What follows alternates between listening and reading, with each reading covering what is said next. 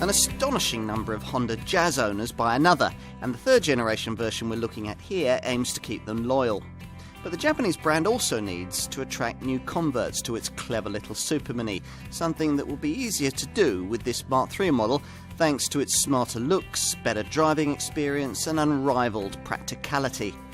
For very good reasons, this is the Super Mini that industry insiders most commonly recommend. Jazz buyers get a single engine option, a 1.3-litre iVTEC petrol unit offering 102 PS and mated to a sweet shifting 6-speed gearbox. The engine has to be worked quite hard to give of its best, but if you push along, 62 miles an hour from rest can be covered in 11.2 seconds en route to 118 miles an hour. Optional is a CVT automatic gearbox, which enables the Jazz to return very reasonable efficiency figures. 61.4 miles per gallon on the combined cycle and 106 grams per kilometre of CO2. We'd suggest that this variant be appropriate for urban-based buyers only, though. Around the corners, this third generation model feels a little sharper than before, thanks to more feelsome steering and an AHA active handling assist system that helps get traction down through the bends. Over longer distances, you'll notice the improved refinement too. There's some clever technology as well, like the intelligent speed limiter. That works in conjunction with a traffic sign recognition system, and the setup knows what the prevailing speed limit is and it limits your pace accordingly, so there's absolutely no chance of absent-mindedly creeping past 30 miles an hour and getting zapped by a roadside camera. This Mark III model Jazz focuses on sense and sensibility. No futuristic Civic-style flourishes here. If you happen to be familiar with previous generation versions of this car, then first impressions will be that this Super Mini is slightly larger this time around and perhaps, well, just a little bit more grown up. That'll suit the target market.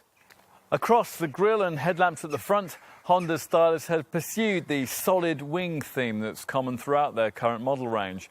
Strong lines emerge from the bold X shape of the bumper and grille and then rise around the lower edge of the headlamps and over the bonnet, creating what the brand hopes is a secure, planted look. Time to take a seat inside. Now, we've always thought that Honda is very good at front of cabin design. Other manufacturers might deliver classy ambiances and higher quality materials, but in terms of driving comfort and ease of use, this Japanese brand seems to be more precisely tuned in than most when it comes to creating an at-the-wheel experience that feels just right from the moment you set off. Through the 3-spoke multifunction steering wheel, you're presented with a prominent speedometer that's deeply recessed into a silver bezeled binnacle and flanked by 2 smaller circular gauges, the left one showing revs and the one on the right being a TFT screen that shows key driving data. Anything that this display can't tell you will be covered by a glance at this centre panel, angled towards the driver and incorporating the key addition to the interior of this third generation Jazz model, this 7-inch Honda Connect colour infotainment touchscreen. Time to take a seat in the rear. The Jazz has always been the most spacious car in its class, and thanks to a 30mm wheelbase increase this time around, it still is. What really marks this Jazz apart from its contemporaries, though, is the packaging brilliance that continues to allow it to stand out, made possible by the way that the fuel tank has been positioned under the front seats to liberate the floor of the cabin and allow the seats to be folded into all sorts of permutations.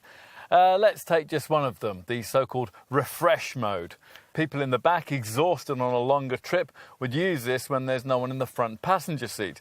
This setting allowing that front seat back to be reclined into a flat position, meeting the rear seat base. Perhaps, though, you're in need of greater practicality, specifically for the carriage of the kind of tall items that you normally wouldn't expect to be able to accommodate in a car like this. Maybe a small potted tree that you bought from the garden centre, or perhaps a bulky item of electrical equipment. Now that is when you use the Magic Seat Tall mode, where the front of the rear seat base rises up and can be locked into a vertical position to leave a cargo height of 1,280mm from floor to ceiling, allowing the object in question to be loaded in behind the front seats. The other two Magic Seat settings relate to the more conventional cargo configurations that we're going to have a look at now. Raise the rear hatch and you'll note the wide cargo opening and low loading lip that pave the way towards a class-leadingly large 354-litre boot that's 17 litres bigger than that of the previous model.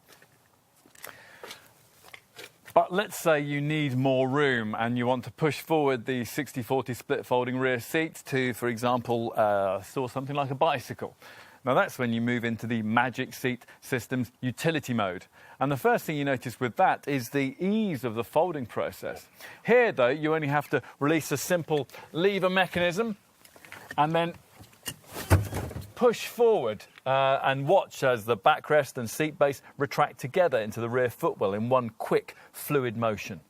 If you're not using the front passenger seat, there's the option to recline it as part of the final Magic Seat long mode. With this done, items as long as 2,480mm can be accommodated. Ask almost any motoring expert to recommend the Super Mini that they would buy with their own money, and a large number will plump for this one. It isn't the feistiest car of its kind on a twisty road, but we'd trade that for this model's superb gearbox and long journeying refinement. At the end of the day, though, that isn't really why we'd suggest that so many Super Mini buyers might really like this Honda. No, for us, it's still the cleverness of the car's packaging that impresses most, with its neat Magic Seat flexibility and TARDIS-like cabin. It's also a pleasant surprise to find that this Jazz has been so competitively priced, that despite the fact that it's now one of the best equipped models in the segment. It's also one of the safest too. If you add all of this together, you begin to appreciate just why this car has such a dedicated following. Try one and you'll understand.